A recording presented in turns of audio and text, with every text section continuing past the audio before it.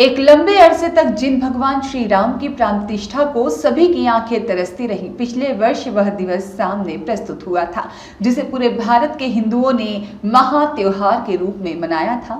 देखते ही देखते आज उस भव्य दिवस को हिंदी तिथि के अनुसार संपूर्ण एक वर्ष पूरा हो गया है। जी हाँ, खबर टाइम्स टुडे की खास रिपोर्ट में देखिए क्या है एक वर्ष रामलला के मंदिर में पूर्ण होने की तैयारियां और रौनक। एक वर्ष हुआ रामलला को मंदिर में विराजे। अयोध्या में मचेगी धूम, भक्ति में डूबेगा भारत। मंदिर में पूर्ण होने वाली है तैयारियां।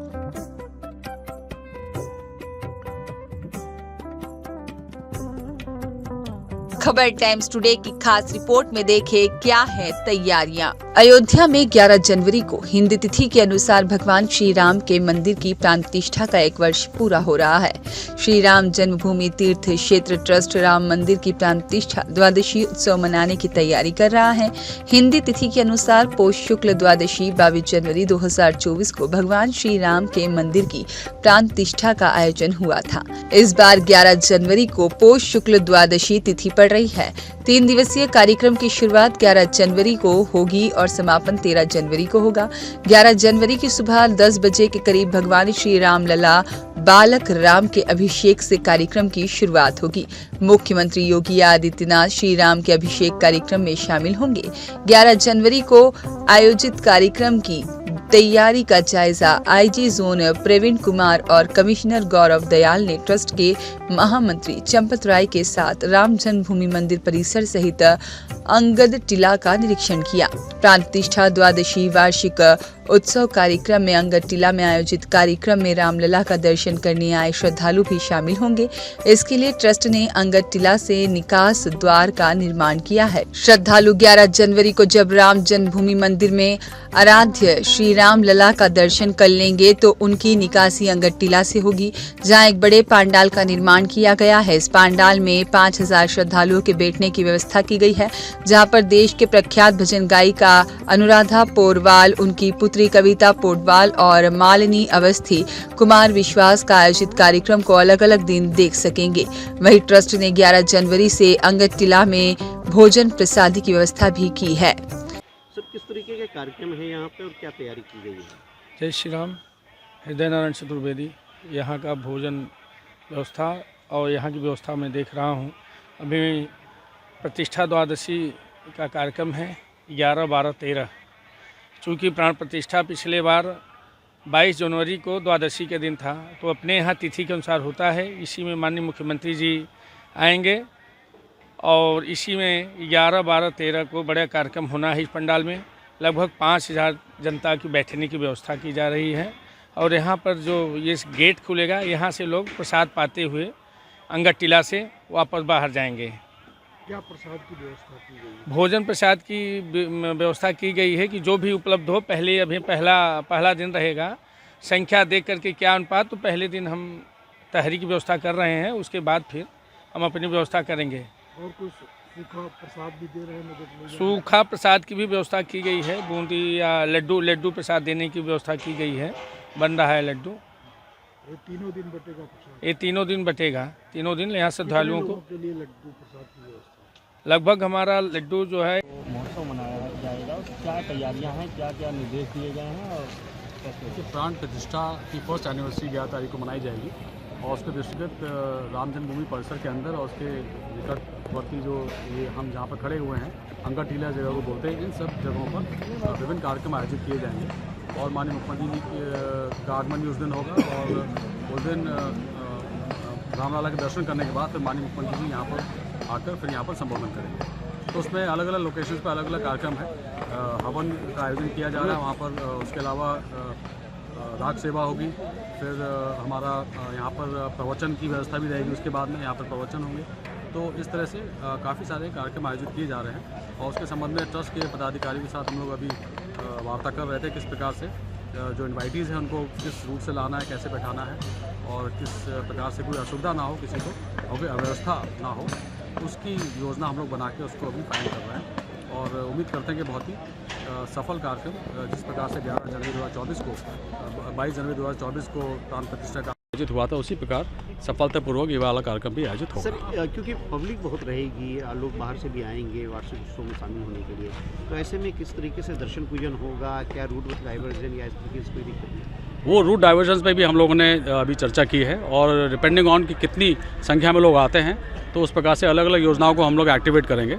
तो जो डाइवर्जन्स हैं, जब बड़ी संख्या में लोग श्रद्धालु आते हैं अयोध्या में, तो कई प्रकार के डाइवर्जन्स हम लोग पहले से बना के रखते हैं और उनको एक्टिवेट समय समय पर किया जाएगा, तो अव्यवस्था ना हो और बहुत कंजेशन ना हो और सफिशेंट टाइम पुलिस और मैजिस्ट्रेसी को मिल सके रिएक्ट करने का, उस प्रकार से हम यहाँ पे जो श्रद्धालु आएंगे उनको विभिन्न मार्गों पर डाइवर्ट करेंगे। सर एक तो निकासी होती रही है, पहले भी विभिन्न आयोजनों में यहाँ से निकासी होती रही है। उस दिन चूँकि माननीय मुख्यमंत्री जी यहाँ पर आएंगे तो उसका एक्सेस कंट्रोल रहेगा और रेगुलर जो निकासी होती है यहाँ से ना होकर वो सुगरी पिलासी होगी। और सर इसके अलावा राम मंदिर ट्रस्ट एक अनवरत यहाँ पे लगातार भंडारे के रूप में यहाँ पर अनवरत भोजन को प्रदान किया जाएगा। जितने हमारे श्रद्धालु आते हैं जो भी यहाँ पर भोजन करना चाहेंगे वो कर सकेंगे।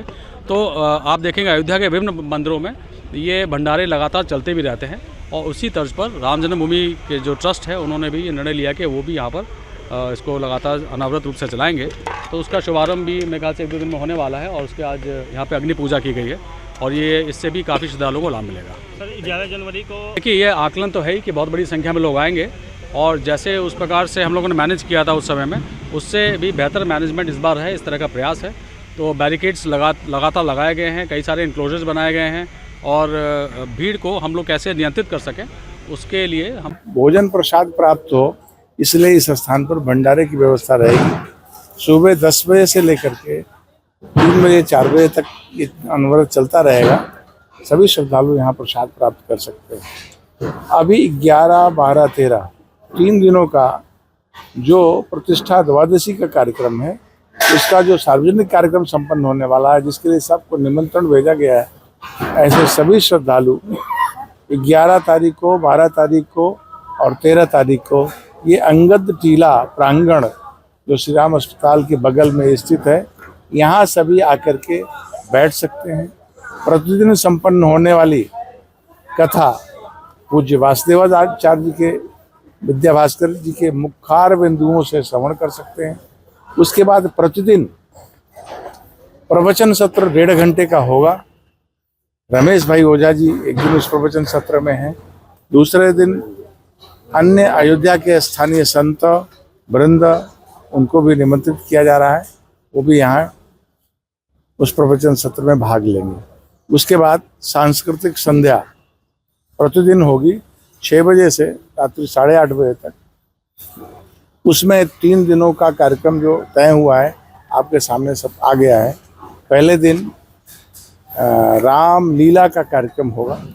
रामलीला से पूर्व 2 भजन गायिका वो स्वाति मिश्रा जी का भजन गायन होगा यहाँ, वो प्रख्यात गायिका हैं। दूसरे दिन अनुराधा पोटवाल और स्वाति पोटवाल, उनकी बेटी कविता पोटवाल, उनका गायन होगा। तीसरे दिन मालिनी अवस्थी जी हैं और गोरखपुर की एक और गायिका हैं, ऐसे उनका गायन होगा। अब इस 3 दिनों में आरती पास और किसी तरह का पास नहीं बनेगा, लेकिन जो दर्शनार्थी दर्शन करेंगे सुचारू रूप से चल रहा है, क्या है?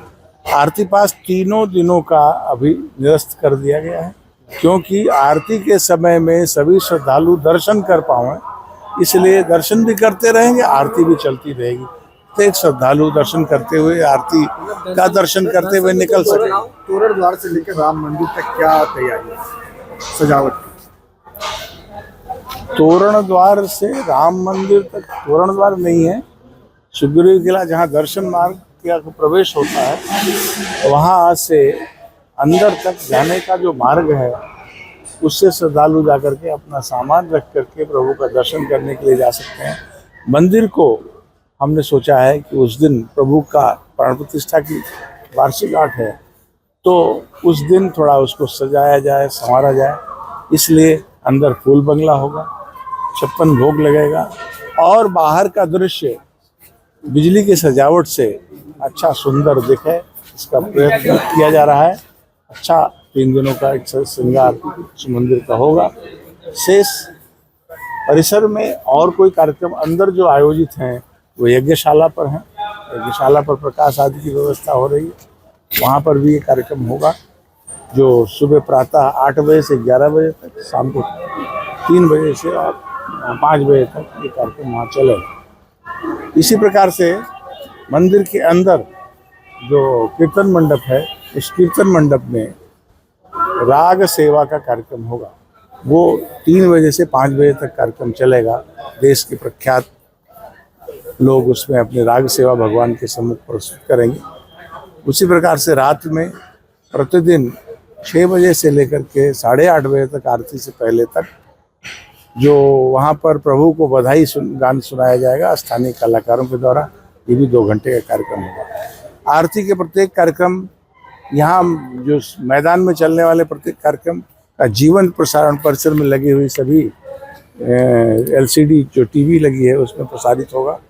और दोपहर में जो भगवान के गर्भगृह में प्रभु का अभिषेक होगा और आरती होगी, वो भी जीवंत प्रसारित दूरदर्शन के द्वारा की जाएगी, ऐसा हम कह सकते हैं। तीसरा कार्यक्रम हमारे PFC में प्रथम तल पर जो संपूर्ण रामायण का सस्वर वाद्य यंत्रों के साथ पाठ होगा, 3 दिनों तक सुबह 7 बजे से रात्रि में 8 बजे तक चलेगा, वो भी संपन्न होगा। ऐसे कार्यक्रमों में यहाँ भी सभी श्रद्धालु जो दर्शन करके आएंगे, PFC के प्रथम तल पर जा कर के उसमें भी भाग ले सकते हैं और उसके बाद इस कार्यक्रम में आकर के भाग ले सकते हैं, प्रसाद ग्रहण कर सकते हैं और अपने अपने स्थान पर जा सकते हैं। ये 3 दिनों का बृहद कार्यक्रम बनाया गया है, जिसकी प्रस्तुति आपके सामने। सर, मुख्यमंत्री योगी आदित्यनाथ अभिषेक करेंगे। अभी मुख्यमंत्री जी के कार्यक्रम की जो जानकारी 11 तारीख को वो लगभग 10:30 बजे के परिसर में आएंगे। अभिषेक होता रहेगा, उसमें सहभाग करेंगे। उसके बाद आरती में भाग करेंगे।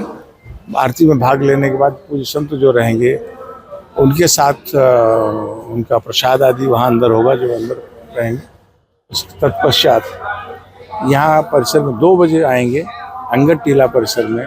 यहाँ पर मुख्यमंत्री जी का उद्बोधन होगा, क्योंकि ये प्रवचन सत्र उस दिन 2 बजे से होगा। शेष दिनों प्रवचन सत्र 3:30 बजे होगा। 11 तारीख को कथा 3:30 बजे होगी। 2 बजे से प्रवचन सत्र चलेगा। पूज्य योगी आदित्यनाथ जी का प्रवचन उस दिन यहाँ पर उस कथा सत्र के समय यहाँ होगा। 3 बजे वो यहाँ से समयावधि बढ़ाई गई है। दर्शन अवधि जो 3 दिनों तक कार्यक्रम है, राम भक्त आसानी से दर्शन करे रामलला का, तो समय अवधि जो प्रेजेंट टाइम में चलेगी क्या होगा? सुबह आरती का समय, दर्शन का समय होगा। जिस समय आरती के लिए लोग प्रवेश करते थे, वो सभी के लिए, केवल आरती पास धारक नहीं, आप श्रद्धालु उस समय जा सकते हैं और प्रभु की आरती को आदर्शन करते हुए वो आगे बढ़ जाएंगे। दर्शन चलता रहेगा। ठीक इसी प्रकार बढ़ गई है। जब आरती का पास बंद कर दिया गया, सभी श्रद्धालु उस आरती में जा सकते हैं। ठीक उसी प्रकार से दोपहर में भी जो भोग आरती है वो भी होती है। सभी श्रद्धालु। मोहम्मद आलम की रिपोर्ट।